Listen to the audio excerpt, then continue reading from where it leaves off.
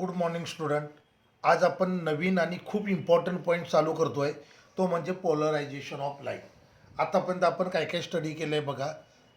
आपण लाईटची related different theory study केल्या. Newton's corpuscular theory, Huygens wave theory of light, त्यानंतर Maxwell's electromagnetic wave theory, Einstein's किंवा Max Planck's quantum theory आणि de Broglie's dual theory of light. त्यानंतर आपण study केलं wavefront, spherical wavefront, plane wavefront, cylindrical वेव्हफ्रंट.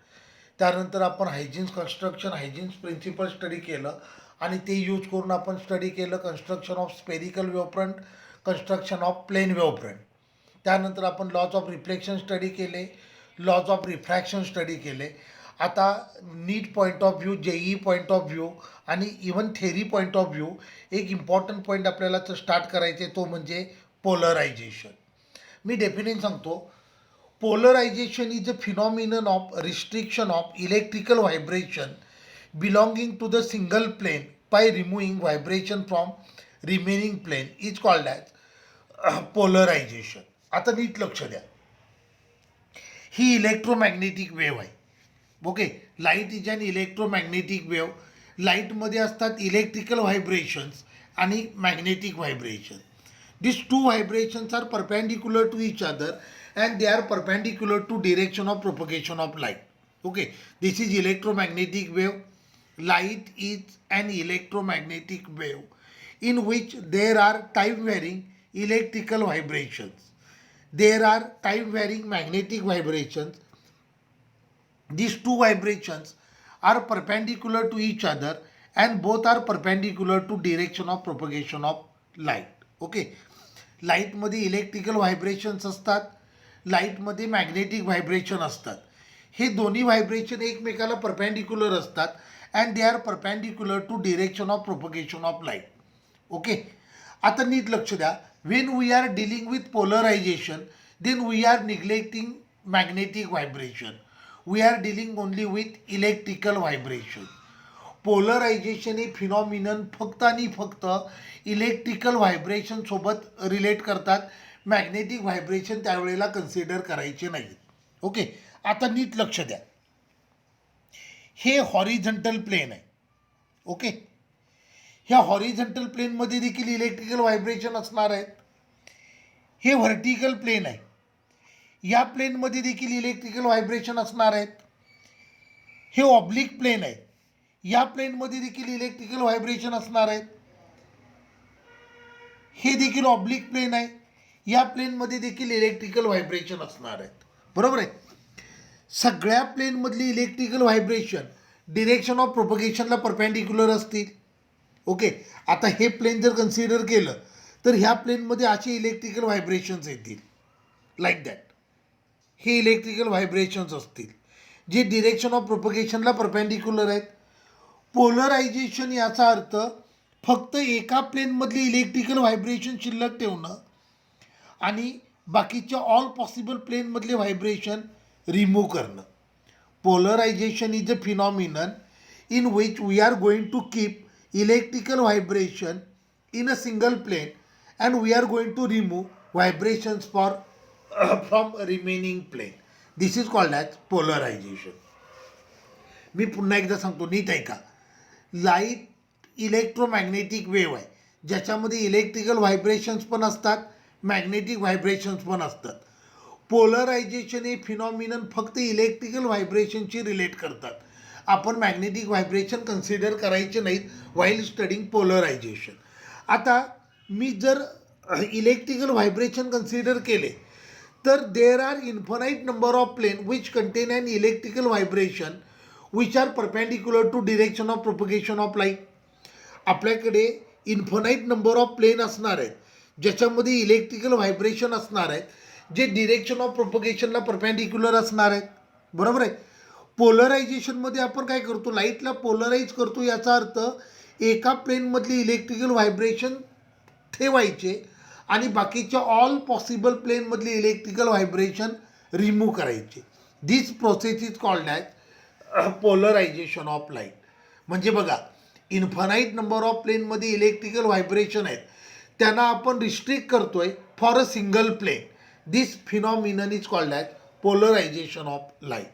A phenomenon of restriction of electrical vibration belonging to the single plane by removing vibration from remaining plane is called as polarization of light.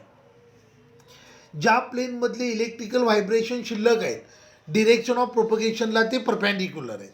ज्या प्लेनमधले vibration electrical vibration आपण remove केले ते देखील direction of प्रोपगेशनला परपॅन्डिक्युलरच होते. तर हे phenomenon म्हणजे polarisation of light. आता ही लाईट बघा, ह्या लाईटमध्ये ऑल पॉसिबल प्लेनमधली इलेक्ट्रिकल व्हायब्रेशन प्रेझेंट आहेत. या लाईटला म्हणतात ordinary light or unpolarized light. काय म्हणतोय नीट लक्ष द्या.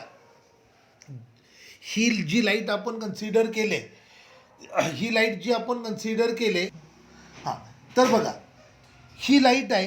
या लाईटमध्ये ऑल पॉसिबल प्लेनमधले इलेक्ट्रिकल व्हायब्रेशन प्रेझेंट आहेत. या लाईटला म्हणायचं ordinary light or unpolarized light. लक्षात आलं.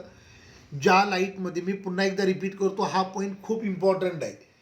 आपण पोलरायझेशन स्टडी करताना मॅग्नेटिक व्हायब्रेशन कन्सिडर करत नाही, आपण फक्त इलेक्ट्रिकल व्हायब्रेशन कन्सिडर करतो. बरोबर आहे. आता इलेक्ट्रिकल व्हायब्रेशन आपण कन्सिडर जरी केले तरी तिथे इन्फानाईट नंबर ऑफ प्लेन असणार आहेत which contain an electrical vibration which are perpendicular to direction of propagation of light. बरोबर आहे. आता ही जी लाईट आहे, या लाईटमध्ये इन्फानाईट नंबर ऑफ प्लेन आहेत ज्याच्यामध्ये इलेक्ट्रिकल व्हायब्रेशन आहेत which are perpendicular to direction of propagation of light. अशा लाईटला म्हणतात ordinary light or unpolarized light. त्याचा सिम्बॉल असा असतो.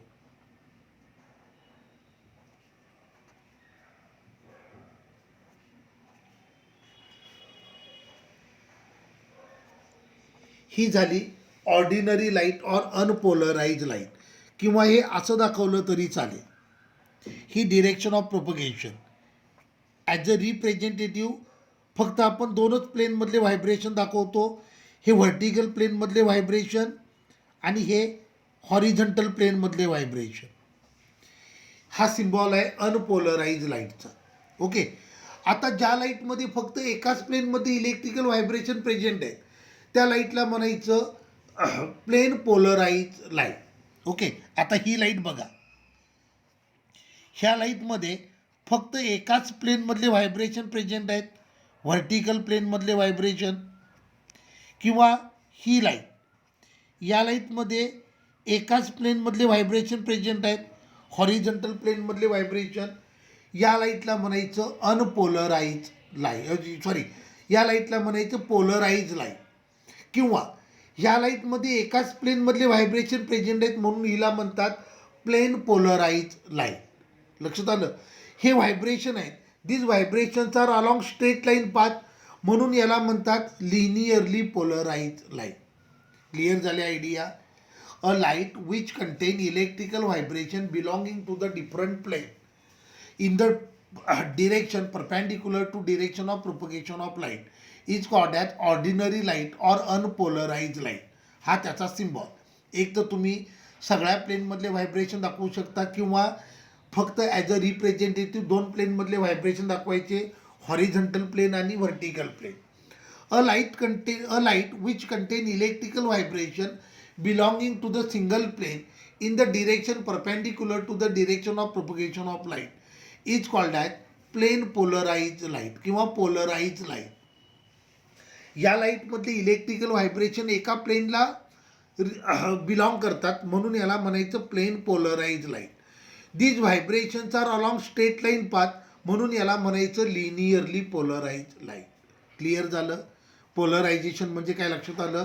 आता एक लक्षात ठेवायचं, ऑर्डिनरी लाईट असते तिच्यामध्ये ऑल पॉसिबल प्लेनमधले व्हायब्रेशन प्रेझेंट असतात.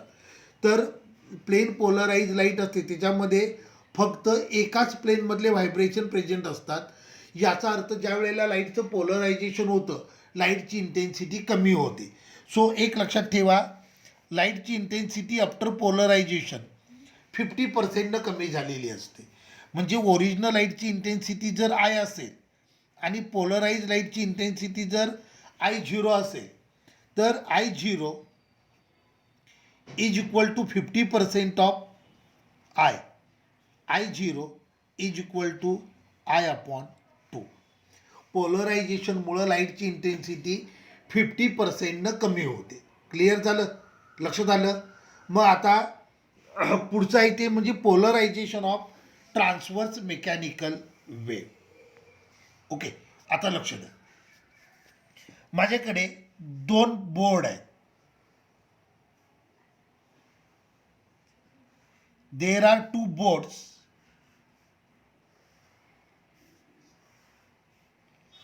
provided with slit. हे 2 बोर्ड आहेत provided with slit and 2 boards are arranged parallel to each other. एक रोप आहे, तो इकडे रिजिड सपोर्टला अटॅच केलाय. हा बोर्ड आहे, रिजिड सपोर्टला अटॅच केलाय आणि एक रोप रिजिड सपोर्टला अटॅच केलाय आणि त्याला 2 बोर्डमधून पास केलंय. ओके, 2 बोर्ड आहेत, त्यांना एकमेकाला पॅरलल हेल्ड केलंय. याला म्हणायचं अनक्रॉस पोझिशन. लक्षात आलं, 2 बोर्ड आहेत ते एकमेकाला पॅरलल आहेत, याला म्हणायचं अनक्रॉस पोझिशन. ओके, आता ह्या रोपला मी अप अँड डाऊन डिरेक्शनला जर्क दिला so that transverse wave produce झाली. बरोबर आहे. आता ही ट्रान्सव्हर्स वेव्ह पहिल्या बोर्डमधून पास झाली, दुसऱ्या बोर्डमधून पण पास झाली आणि फायनली ती रिजिड सपोर्टपर्यंत पोचली. करेक्ट आहे. याचा अर्थ रिजिड सपोर्ट हा एंड आहे, या एंडला we get certain intensity of wave. लक्षात आलं का तुमच्या एक्सपेरिमेंटल सेटअप लक्षात आला. माझ्याकडे 2 बोर्ड आहेत. Boards are provided with slit. Okay, 2 boards are held parallel to each other. A rope is attached to the rigid support and its free end is passed through these 2 boards. A rope has given a jerk in up and down direction to produce transverse mechanical wave. He wave रोपवरून travel झाली, पहिल्या बोर्डमधून pass झाली, second बोर्डमधून pass झाली आणि finally ती rigid सपोर्टपर्यंत पोचली. As a result of दिस या पॉईंटला वेव्हची जेवढी इंटेन्सिटी होती तेवढीच इंटेन्सिटी मला या पॉईंटला पण मिळाली. आता मी काय केलं बघा, पहिल्यांदा 2 बोर्ड आहेत ते पॅरलल आहेत एकमेकाला, अनक्रॉस पोझिशनमध्ये आहेत. ओके, आता हा फर्स्ट बोर्ड,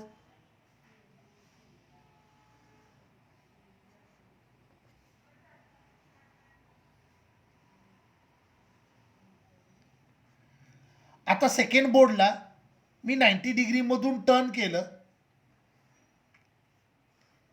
आता हा बोर्ड असा आहे.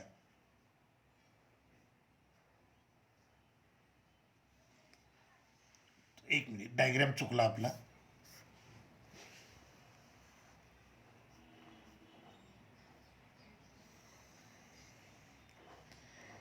हा फर्स्ट बोर्ड ज्याला पूर्वीसारखाच ठेवला आहे.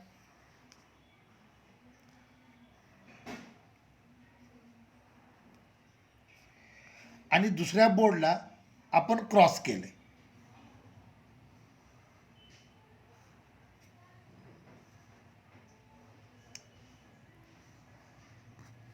बरोबर आहे. पहिला बोर्ड आहे त्याला ॲज इट इज ठेवला आहे, दुसऱ्या बोर्डला आपण 90 डिग्रीमधून टर्न केलं आणि क्रॉस केलं. म्हणजे पहिला बोर्ड व्हर्टिकल पोझिशनला आहे तर दुसरा बोर्ड आता हॉरिझॉन्टल पोझिशनला आहे. पुन्हा मी रोपला जर्क दिला in order to produce a transverse wave. आता ही वेव्ह पहिल्या बोर्डमधून पास झाली, पण दुसऱ्या बोर्डजवळ येऊन मात्र आता ही वेव्ह पास होणार नाही, कारण तो क्रॉस पोझिशनला आहे. हिथे वेव्ह ब्लॉक झाली, वेव्ह पुढे पास झाली नाही. या पॉईंटला आता मला वेव्हची इंटेन्सिटी किती मिळाली? 0 मिळाली. बरोबर आहे. पहिला डायग्राम बघा, ज्या वेळेला 2 बोर्ड अनक्रॉस पोझिशनमध्ये आहेत त्यावेळेला या पॉईंटला वेव्हची जेवढी इंटेन्सिटी होती तेवढीच इंटेन्सिटी या पॉईंटला पण मिळाली.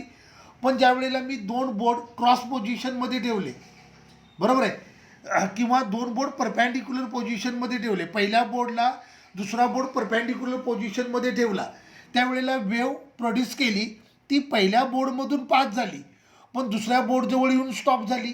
दुसऱ्या बोर्डनं तिला ब्लॉक केलं, दुसऱ्या बोर्डमधून ती वेव्ह पास झाली नाही. त्यामुळं या पॉईंटला वेव्हची इंटेन्सिटी किती मिळाली? 0 मिळाली. मग आता हा सेकंड बोर्ड आहे, त्याला जर मी पॅरलल पोझिशनपासून रोटेट करायला सुरुवात केलं अप टू परपॅन्डिक्युलर पोझिशन, म्हणजे पहिला बोर्ड आहे जो पॅरलल होता त्याला मी 90 डिग्रीमधून असं टर्न केलं, तर सेकंड एंडला वेवची इंटेन्सिटी कमी कमी होत जाईल, फायनली 0 होईल. बरोबर आहे. दोन बोर्ड ज्या वेळेला एकमेकाला पॅरलल होते त्यावेळेला तुम्हाला या पॉईंटला लाईटची सर्टन इंटेन्सिटी मिळत होती, वेवची सर्टन इंटेन्सिटी मिळत होती. पण ज्या वेळेला तुम्ही दोन बोर्डना क्रॉस पोझिशनमध्ये ठेवलं त्यावेळेला मात्र सेकंड हँड लाईटची वेवची इंटेन्सिटी 0 झाली. म्हणजे हा सेकंड बोर्ड आहे ह्याला पॅरलल पोझिशनपासून परपॅन्डिक्युलर पोझिशनपर्यंत रोटेट केलं तर सेकंड एंडला वेवची इंटेन्सिटी कमी कमी होत जाईल आणि फायनली 0 होईल. आता इंटेन्सिटीमध्ये व्हेरिएशन केव्हा येतं? ज्या वेळेला लाईटचं पोलरायझेशन होतं त्याच वेळेला. बरोबर आहे. कळलं ना मी काय म्हणतोय ते? ज्या वेळेला इंटेन्सिटीमध्ये व्हेरिएशन आलं याचा अर्थ वेवचं पोलरायझेशन झालं. ही ट्रान्सवर्स मेकॅनिकल वेव होती जिच्या इंटेन्सिटीमध्ये असं व्हेरिएशन आलं आहे. याच्यावरनं कन्क्लुजन ड्रॉ केलं, transverse wave can be polarise. बरोबर आहे. वेवच्या इंटेन्सिटीमध्ये व्हेरिएशन येणं याचा अर्थ पोलरायझेशन होणं. ज्या वेळेला मी सेकंड बोर्डला टर्न केलं from uncross position to cross position, from parallel position to perpendicular position, वेवची इंटेन्सिटी सेकंड एंडला रिड्यूस होत गेली आणि फायनली 0 झाली. इंटेन्सिटीमध्ये व्हेरिएशन पोलरायझेशनमुळे येत असतं, कारण पोलरायझेशनमध्ये डिफरंट प्लेनमधले व्हायब्रेशन डिलीट होत असतात. मग लाईट इंटेन्सिटीमध्ये व्हेरिएशन आलं याचा अर्थ ट्रान्सवर्स वेव काय झाली? पोलराइज झाली. बरोबर आहे. आता नीट लक्ष द्या. पुन्हा सेम बोर्डची अरेंजमेंट. दोन बोर्ड आहेत त्यांना मी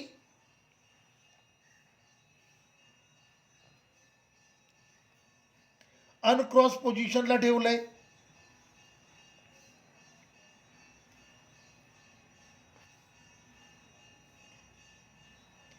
आता इथे मी लॉन्जिट्युडिनल वेव प्रोड्यूस केली. लॉन्जिट्युडिनल वेव असेल तर direction of vibration of particle and direction of propagation of wave same असतात. पार्टिकल व्हिलॉसिटी आणि वेव व्हिलॉसिटी सेम डिरेक्शनला किंवा अपोजिट डिरेक्शनला असतात. आता लॉन्जिट्युडिनल वेव असेल, हिला प्रोड्यूस केली, ही वेव पहिल्या स्लिटमधून पास झाली, सेकंड स्लिटमधून पास झाली. या पॉईंटला मला वेवची, साऊंड वेवची किंवा लॉन्जिट्युडिनल वेवची सर्टन इंटेन्सिटी मिळाली.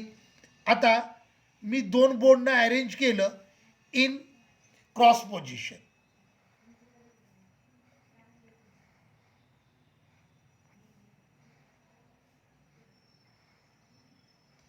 पहिला बोर्ड तसाच ठेवला, दुसऱ्या बोर्डला मी टिल्ट केलं.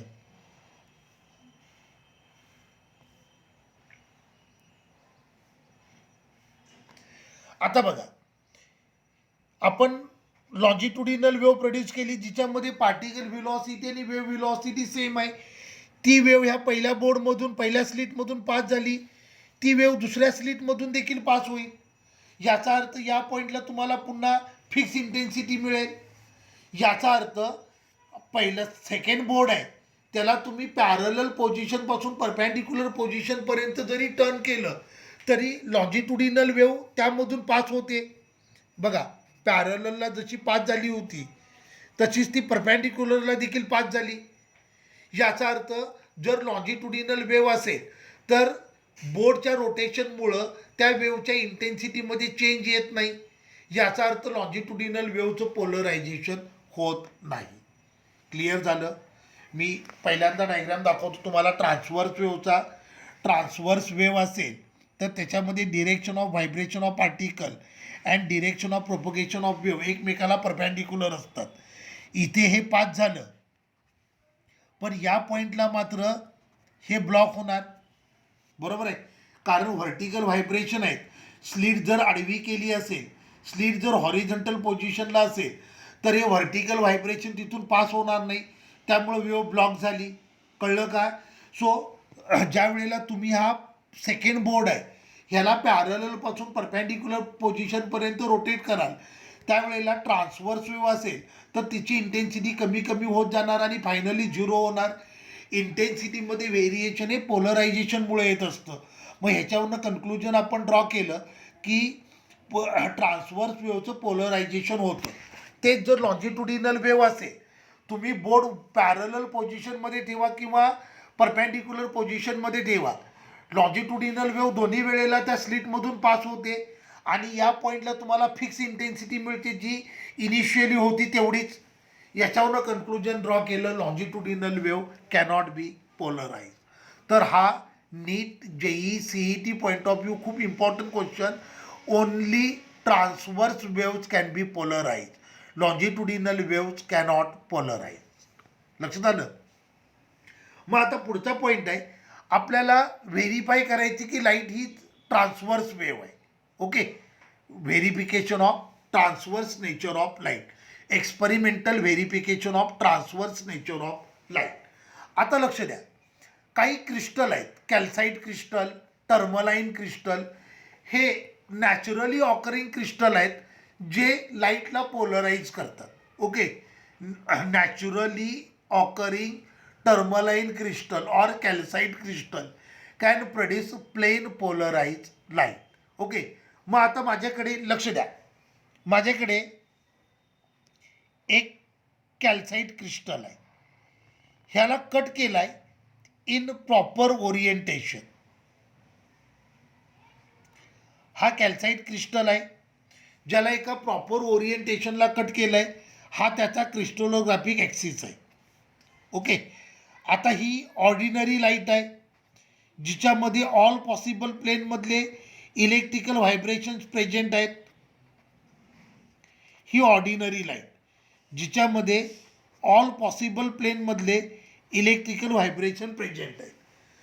आता कॅल्साइट किंवा टर्मलाईन क्रिस्टल असतात, हे काय करतात, त्यांच्या क्रिस्टलोग्राफिक ॲक्सिसला जे इलेक्ट्रिकल व्हायब्रेशन पॅरलल आहेत त्यांना ब्लॉक करतात.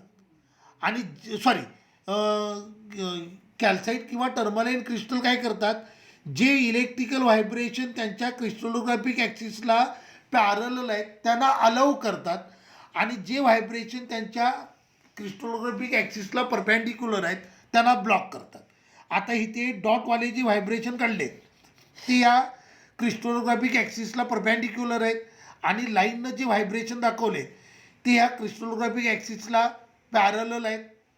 मग आता ही ऑर्डिनरी लाईट जिच्यामध्ये ऑल पॉसिबल प्लेनमधले इलेक्ट्रिकल व्हायब्रेशन प्रेझेंट आहेत, ही जर कॅल्साइट क्रिस्टलमधून पास केली, जे व्हायब्रेशन ह्यांच्या क्रिस्टलोग्राफिक ॲक्सिसला पॅरलल आहेत त्यांना ते अलाउ करतील आणि जे व्हायब्रेशन त्यांच्या ॲक्सिसला परपेंडिक्युलर आहेत त्यांना ते ब्लॉक करतील. मग आता ही लाईट ज्या वेळेला ह्या कॅल्साइट क्रिस्टलमधून पास होईल त्यावेळेला हे व्हर्टिकल व्हायब्रेशन जे त्यांच्या ॲक्सिसला पॅरलल आहेत ते ह्या ॲक्सिसमधून ह्या क्रिस्टलमधून पास होतील, क्रिस्टल त्यांना अलाउ करेल. तर हे डॉटवाले व्हायब्रेशन ते ह्यांच्या ॲक्सिसला परपेंडिक्युलर आहेत त्यांना तो ब्लॉक करेल. बरोबर आहे. आता इथे जी लाईट मिळाली, ह्या क्रिस्टलमधून जी लाईट इमर्ज झाले तिच्यामध्ये सिंगल प्लेनमधले व्हायब्रेशन प्रेझेंट आहेत, म्हणजे ही लाईट प्लेन पोलराइज लाईट आहे, लिनियरली पोलराइज लाईट आहे. आता हा क्रिस्टल आहे तो लिनियरली पोलराइज लाईट प्रोड्यूस करतोय, प्लेन पोलराइज लाईट प्रोड्यूस करतोय, म्हणून याला म्हणायचं पोलरायझर. ओके, मग आता बघा, आता ही लाईट पोलराइज झालेली आहे, डायग्रॅम ड्रॉ केला आहे म्हणून तुम्हाला कळतं, पण ज्यावेळेला प्रॅक्टिकली तुम्ही हा एक्सपेरिमेंट परफॉर्म कराल त्यावेळेला नुसत्या डोळ्यांना कळणार नाही लाईट पोलराइज झाले की नाही. म्हणून इथे मी अजून एक कॅल्साइट क्रिस्टल यूज केला जो प्लेस केला आहे in a same orientation of first one. बरोबर आहे. ह्या दोघांचं ओरिएंटेशन सेम आहे, म्हणजे हे दोन कॅल्साइट क्रिस्टल आहेत ते अनक्रॉस पोझिशनमध्ये आहेत, पॅरलल पोझिशनमध्ये आहेत. मग आता ही लाईट ह्या सेकंड पोलरायझरमधून सेकंड क्रिस्टलमधून पास केली. मी मगाशी म्हटलं तसं कॅल्साइट क्रिस्टल त्याच्या ॲक्सिसला जे व्हायब्रेशन पॅरलल आहे त्यांना अलाउ करेल आणि जे व्हायब्रेशन परपेंडिक्युलर आहे त्यांना तो ब्लॉक करेल. आता ही जी लाईट आहे पहिल्या क्रिस्टलमधून ओरिजिनेट झालेली लाईट तिच्यामध्ये जे व्हायब्रेशन आहेत ती ह्या क्रिस्टलच्या ॲक्सिसला पॅरलल आहेत. सो ऑब्व्हियसली हे सगळे व्हायब्रेशन पास होईल. And second hand you will get certain intensity of light. मी काय म्हटलं कळलं का? ही ऑर्डिनरी लाईट आहे ज्याच्यामध्ये ऑल पॉसिबल प्लेनमधले व्हायब्रेशन प्रेझेंट आहेत. ही लाईट ज्या वेळेला मी कॅल्साईट क्रिस्टलमधून पास केली, कॅल्साईट क्रिस्टल त्याच्या प्लेनला पॅरलल असणारे, त्याच्या ॲक्सिसला पॅरलल असणारे व्हायब्रेशन अलाउ करेल आणि त्याच्या ॲक्सिसला परपॅन्डिक्युलर असणारे व्हायब्रेशन ब्लॉक करेल. मग ह्या क्रिस्टलमधून जी लाईट इमर्ज होईल तिच्यामध्ये फक्त एकाच प्लेनमधले व्हायब्रेशन प्रेझेंट असतील जे ह्याच्या ॲक्सिसला पॅरलल आहेत. म्हणजे ही लाईट प्लेन पोलराईज लाईट आहे. मग ही लाईट पोलराईज झाली की नाही हे आपल्याला चेक करायचं आहे. म्हणून मी दुसरा क्रिस्टल यूज केला ज्याला मी प्लेस केलं in a same orientation of first one crystal. म्हणजे हे दोन क्रिस्टल अनक्रॉस पोझिशनमध्ये आहेत, पॅरलल पोझिशनमध्ये आहेत. आता पहिल्या लाईटमधली जी व्हायब्रेशन आहेत, या लाईटमधली जी व्हायब्रेशन आहेत ते ह्याच्या ॲक्सिसला पॅरलल आहेत. ऑब्व्हियसली हा क्रिस्टल त्यांना अलाउ करेल. And second end you will get certain intensity of light. बरोबर आहे. मग आता मी काय केलं बघा, हा पहिला क्रिस्टल, ही अनपोलराइज लाईट पहिल्या क्रिस्टलमधून पास झाल्यानंतर पॅरलल व्हायब्रेशन अलाउ होतील आणि परपॅन्डिक्युलर व्हायब्रेशन ब्लॉक होतील. आता ही लाईट आहे ह्याच्यामध्ये फक्त एकाच प्लेनमधले व्हायब्रेशन प्रेझेंट आहेत. आता सेकंड क्रिस्टलला मी टर्न केलं आणि त्याला मी प्लेस केलं in cross position, in perpendicular position. आता पहिल्या क्रिस्टलमधून जी लाईट इमर्ज झाली तिच्यामध्ये एकाच प्लेनमधले व्हायब्रेशन प्रेझेंट आहेत आणि हे व्हायब्रेशन या क्रिस्टलोग्राफिक ॲक्सिसला परपॅन्डिक्युलर आहेत. म्हणजे हा क्रिस्टल आहे ते ह्या व्हायब्रेशनला ब्लॉक करेल. ऑब्व्हियसली सेकंड एंडला आता लाईटची इंटेन्सिटी किती होईल? 0 होईल. बरोबर आहे. मग हा सेकंड क्रिस्टल आहे ह्याला जर मी टर्न केलं from parallel position to perpendicular position तर सेकंड एंडला जी लाईटची इंटेन्सिटी मिळते ती ग्रॅज्युअली डिक्रीज होईल आणि फायनली 0 होईल. इंटेन्सिटीमध्ये व्हेरिएशन आलं याचा अर्थ लाईट पोलराईज झाली. बरोबर आहे. Only transverse wave can be polarized. आपण अगोदर स्टडी केलं आहे इथे ट्रान्सवर्स वेव्ह फक्त पोलराईज होतात.